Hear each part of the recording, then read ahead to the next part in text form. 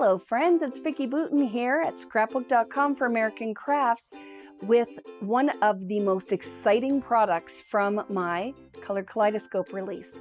So this is something that has been in the works for a little while.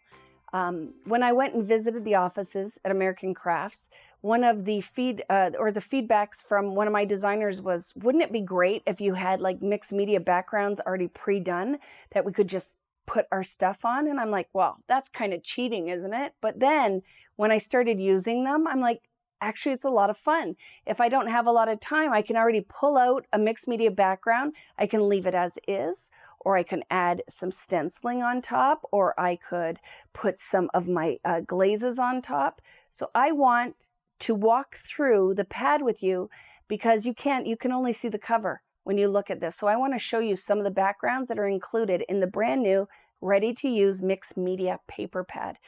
To start off, this is important because we know now when you do mixed media backgrounds, the weight of the paper really is one of those things that determines if you're going to get great results or not.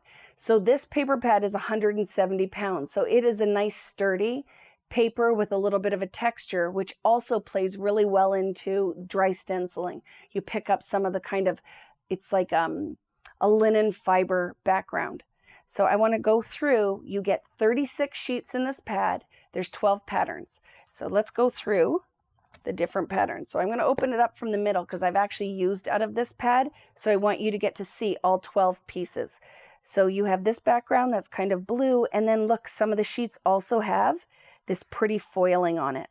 So there's a blue background. We have a pink one with the foil. And I love just kind of that paint splat because it's what you would get if you use the gold glaze. And I love that it's already done. And a lot of people really love this circular background I painted with, I think, 2 collections ago. So I repeated it for the paper pad. And then we did, instead of the gold glaze I had dragged around it, we did this beautiful foiling. So I don't know if you can see, there is a texture to that foil. And I absolutely love that.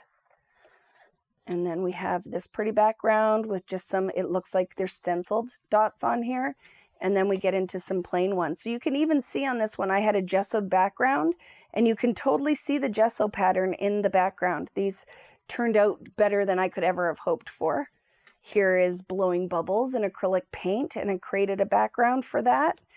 And guess what? These would work great with scrapbook layouts or cards. I created cards out of this pad as well, and something's brewing because I had a great idea. So you watch, something else is going to come out of this. And I love that even though these are my backgrounds, that I've come up with new ideas just by using them.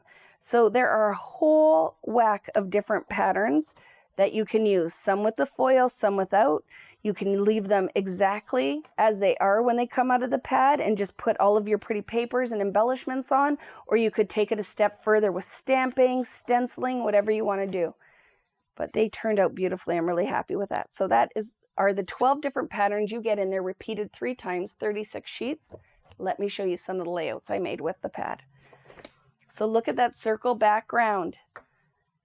So with this one, what I did is just cut it a little bit smaller, laid it on the back of one of the new Color Kaleidoscope papers. So I've matted it on there, but I cut the center out and then just pushed some of my die cuts in there because this set also comes with 2 different die cut packs. So you have a whole plethora of different things that you can use, and the thickers and different stickers, and layered them. And this whole layout, I think, came together, I'm going to keep saying this, in under an hour.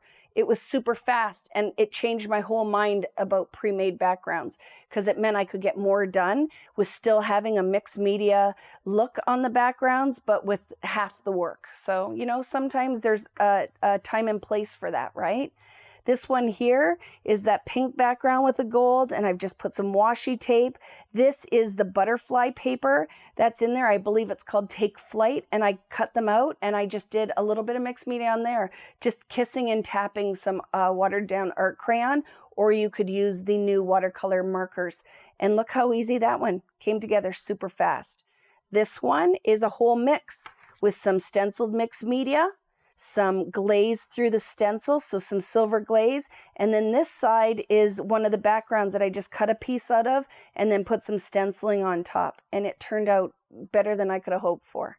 And one more. I cut the center out of this background, so you totally could use this piece for a card or another layout. And then I use the outer edge with the paper layered in there, and then some stamped images from the new stamp set in this product line. And I love how these turned out. So I hope you enjoy that. And I hope that little walk through the pad helps you with deciding if it's something that you think will fit into your creative toolbox or not. And I can't wait to see what you make with it. So make sure you tag me and share it so I see what you're creating, because you'll give me new ideas. And that's how this community works, right? Share it so the rest of us can get that step closer to making some beautiful art. So thank you. Thanks for watching. If you like this video and want to see more from Scrapbook.com, please like, share, subscribe, and leave a message. Happiness is life handmade.